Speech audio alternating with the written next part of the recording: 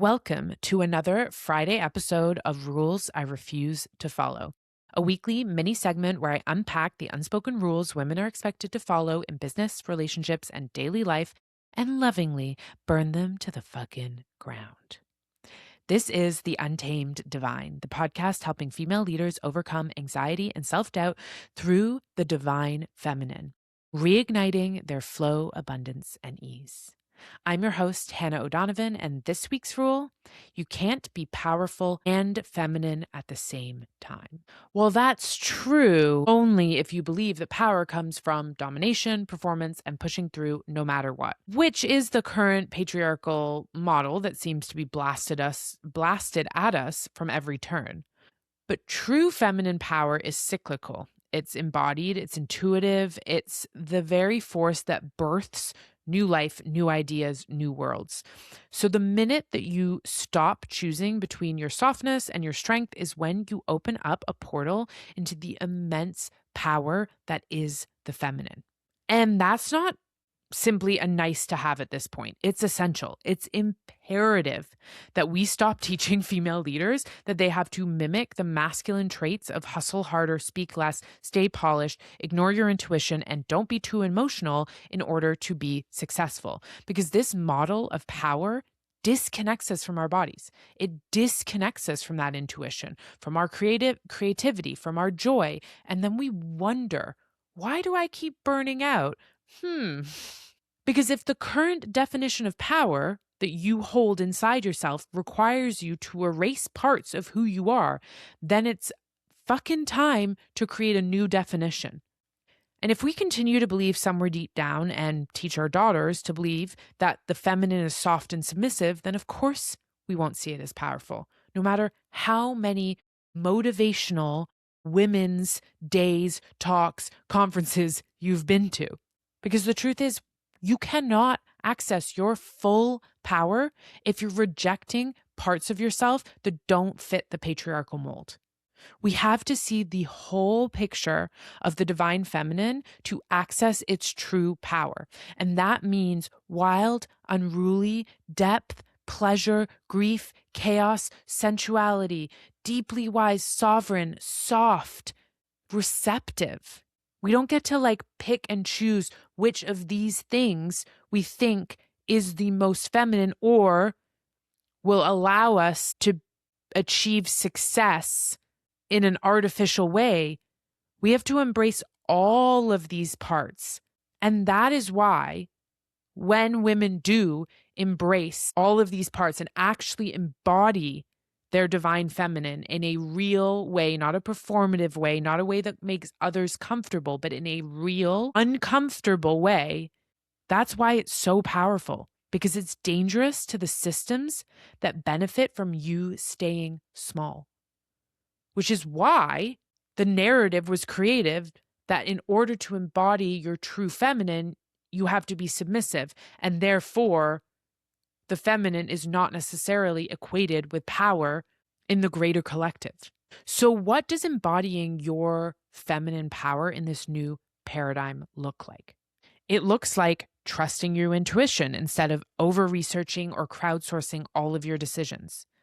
It looks like leading with sometimes a little bit messy emotional intelligence instead of this controlled perfection. It looks like creating success through alignment without constantly overextending yourself or overgiving of yourself.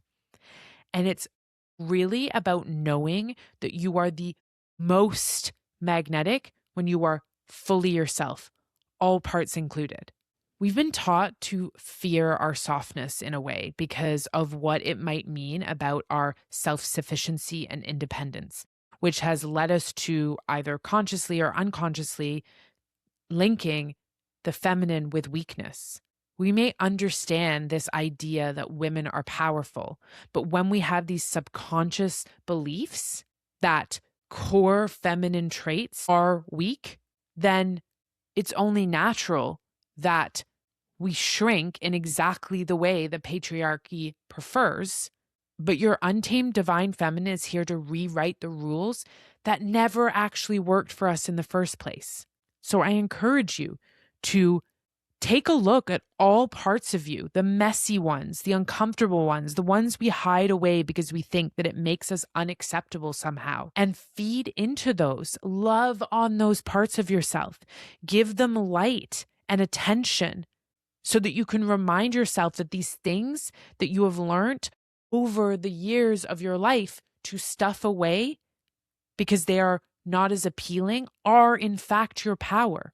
That the softer sides of you, the receptive sides of you, the intuitive, loving, nurturing, mothering sides of you are sources of immense, immense power. Because we need more women understanding that their wild, unruly, feminine archetype selves include so many different parts, and together those parts are powerful, because that is the future. The future is understanding that we don't need to unlink inherent parts of us in order to be seen as powerful, in order to be taken seriously. Because we need more women understanding that their femininity is complex.